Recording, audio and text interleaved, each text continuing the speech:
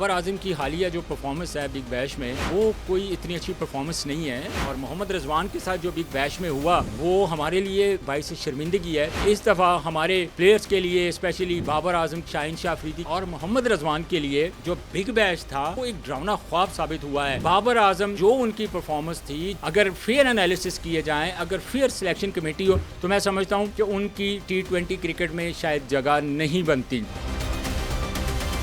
बिस्मिल्लाहिर्रहमानिर्रहीम। अपने ब्लॉग में आज हम बात करते हैं बाबर आजम और मोहम्मद रिजवान की। बाबर आजम की हालिया जो परफॉर्मेंस है बिग बैश में वो कोई इतनी अच्छी परफॉर्मेंस नहीं है। बाबर आजम का जो कैलिबर है और बाबर आजम जिस अंदाज से बैटिंग करते हैं, टेक्निकली वो बहुत स्ट्रॉन्ग प्लेयर हैं। उनकी परफॉर्मेंस को लेके इस वक्त बिग बैश में भी बहुत ज़्यादा बात की जा रही है, बहुत चर्चा हो रही है। और मोहम्मद रिजवान के साथ जो बिग बैश में हुआ वो हमारे लिए मैं समझता हूँ कि बाइस शर्मिंदगी है कि पाकिस्तान का जो कप्तान रहा हो, पाकिस्तान T20 के लिए उन्होंने बहुत परफॉर्म किया हो, टेस्ट क्रिकेट में बहुत परफॉर्म किया हो, PSL में बहुत ज़्यादा परफॉर्म किया हो, लेकिन इस तरह उसको ग्राउंड से बाहर बुलाना बैटिंग करते हुए ये मेरे लिए बड़ा एक अजूबा था और शॉकिंग था मेरे लिए कि रिजवान जैसे प्लेयर को इस दफ़ा इस अंदाज से ट्रीट किया गया है। और फिर अगर बाबर आजम की बात करते हैं तो Babar Azam total big bash में 11 मैचेस खेले हैं, 202 रन सिर्फ उन्होंने बनाए हैं, 22 की एवरेज से उन्होंने रन्स बनाए हैं और उनकी जो स्ट्राइक रेट है वो है सिर्फ 103। तो आप ख़ुद अंदाज़ा लगा लें कि इस दफ़ा हमारे प्लेयर्स के लिए, स्पेशली बाबर आजम के लिए, शाहीन शाह अफरीदी के लिए और मोहम्मद रिजवान के लिए जो बिग बैश था, जो इस दफ़ा का बिग बैश था, वो एक डरावना ख्वाब साबित हुआ है। और अब तो बात यहाँ तक पहुँच गई है कि मार्क वॉन ने अभी कल ही एक स्टेटमेंट दी कि सिडनी सिक्सर्स को अगर जीतना है और अगर उन्होंने ये मैच जीतने हैं जो बाकी उनका मैच रहता है तो उनको बाबर आजम को ड्रॉप करना पड़ेगा। भाई बाबर आजम कोई छोटा प्लेयर तो नहीं है। बाबर आजम से अगर परफॉर्म नहीं हुआ है, it's a part of game, no doubt कि technically he is very strong player, लेकिन क्या ये बात अब जो चहमगोइयाँ हो रही हैं इस बात के ऊपर कि बाबर आजम को T20 क्रिकेट से रिटायरमेंट ले लेनी चाहिए, तो इसके लिए बाबर आजम को सोचना पड़ेगा।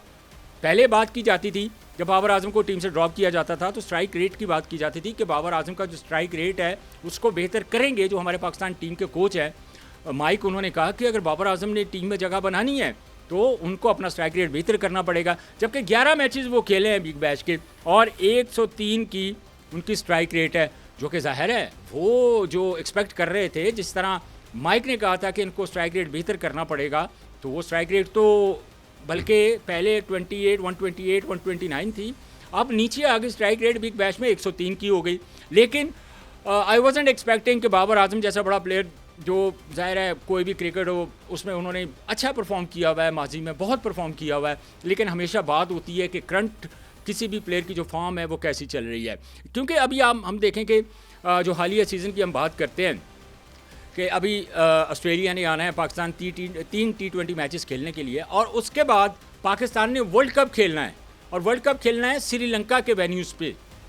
तो अब अगर बाबर आजम को जिस तरह अगर टीम से ड्रॉप कर दिया जाता है तो जो बाबर आजम के फ़ैन हैं, आपको पता है कि पूरे सोशल मीडिया के ऊपर ठीक ठाक किस्म का वावेला होता है, शोर मचाया जाता है कि बाबर आजम को क्यों ड्रॉप किया गया। अब ये एक हमारे पास जो बिग बैश की जो परफॉर्मेंस है बाबर आजम की, हमने देखी है कि बाबर आजम ने बिग बैश में सिर्फ 103 के स्ट्राइक रेट से उन्होंने रन्स बनाए हैं और आप देखें कि हाईएस्ट रन जो हैं उनके 11 मैचेस में सिर्फ 58 है। तो उनकी सिलेक्शन के ऊपर तो बहुत सारे सवालात उठते हैं। लेकिन दूसरी तरफ देखें कि सलमान अली आगा, जिनके बारे में ये कहा जाता था कि वो स्ट्राइक रेट उनका थोड़ा है, हमने आखिरी मैच में देखा श्रीलंका के ख़िलाफ़ कि वो मोर देन 2 मेरा ख्याल 12 या 13 बॉलों पे उन्होंने 45 रन कर दिए। तो यहाँ पे जो हमारी सिलेक्शन कमेटी है, क्या उसके ऊपर वो पूरा उतरते हैं उनके क्राइटेरिया के ऊपर बाबर आजम के? बाबर आजम जो उनकी परफॉर्मेंस थी, जो उन्होंने बिग बैश में परफॉर्म किया, अगर फेयर एनालिसिस किए जाएँ, अगर फेयर सिलेक्शन कमेटी हो तो मैं समझता हूँ कि उनकी T20 क्रिकेट में शायद जगह नहीं बनती। लेकिन दूसरी तरफ जो बिग बैश में पाकिस्तानी प्लेयर्स के साथ जो रवैया अपनाया गया इस दफ़ा, वो हमारे लिए एज ए पाकिस्तानी वो बड़ा दुख भरा लम्हा था जब एक लम्हे में हमें ऐसा लगा कि रिजवान को रिटायर्ड कर दिया। बाबर आजम के बारे में इस तरह की स्टेटमेंट्स आ रही हैं कि उनको टीम से ड्रॉप कर दिया जाए।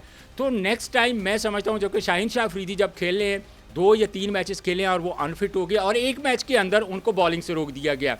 सो बिग बैश का जो सीज़न गया है स्पेशली हमारे इन 3 प्लेयर्स के लिए तो बहुत बुरा गया है। लेकिन अब फ्यूचर में हमें सोचना पड़ेगा इसके लिए कि जो बिग बैश लीग है क्या वो हमें खेलनी चाहिए या नहीं खेलनी चाहिए। लेकिन दूसरी तरफ अगर बात करें हारिस रऊफ़ की, शादाब खान की, उन्होंने बहुत अच्छा परफॉर्म किया है और वो परफॉर्म करते हुए आ रहे हैं। सो फ़र्क आता है यहाँ पे परफॉर्मेंस का।